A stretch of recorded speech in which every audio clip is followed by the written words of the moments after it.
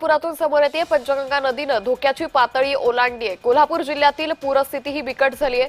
8 राज्यमार्गावरील वाहतूक ही बंद करण्यात आलेली आहे। जिल्ह्यातील 80 बंधारे हे पाण्याखाली गेलेले आहेत। तर कोल्हापूरमध्ये सातत्याने मुसळधार पाऊस बरसतोय आणि आता पंचगंगा नदीनं आपली धोक्याची पातळी ओलांडल्याची मोठी माहिती सध्या समोर येते।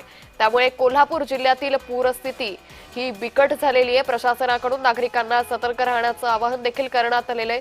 तर 8 राज्यमार्गावरील वाहतूक देखील बंद करण्यात आलेली आहे। तर जिल्ह्यातील 80 बंधारे हे पाण्याखाली गेलेले आहेत। कोल्हापुराला सातत्याने मुसळधार पावसानं झोडपून काढलं। त्यामुळे राधानगरीच्या धरण पाणी पातळीत मोठी वाढ झाली होती। राधानगरी धरणातून सातत्याने पाण्याचा विसर्ग करण्यात येत होता आणि यातच आता पंचगंगा नदी जी इतके दिवस इशारा पातळीवर वाहत होती तिने आता धोक्याची पातळी ओलांडल्याची माहिती समोर येते।